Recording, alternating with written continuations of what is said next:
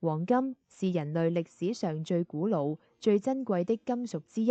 它不僅有着璀璨的光澤，還有着驚人的穩定性和延展性。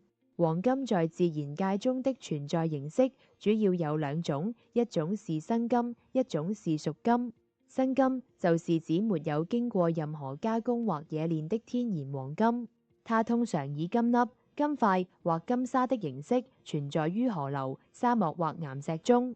生金的純度很高，一般在90%以上，有時甚至可以達到99%。生金的顏色也因為純度的不同而有所差異，純度越高，顏色越深。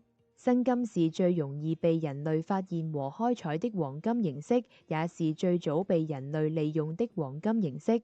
屬金就是指經過火山噴發或地殼運動等地質作用，與其他礦物質混合或結合而形成的含金礦石。它通常以硫化物、碳酸鹽或氧化物等形式存在於地下深處。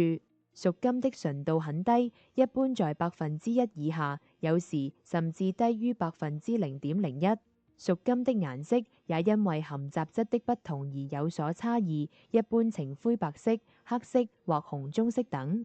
屬金是最難被人類發現和開採的黃金形式，也是最晚被人類利用的黃金形式。生金和屬金雖然都是黃金，但它們在自然界中的分布和儲量卻有很大的差別。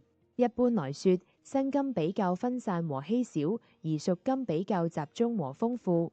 據估計，地球上目前已知的黃金儲量約為4億億噸，其中生金只佔0.1%，而屬金佔99.9%。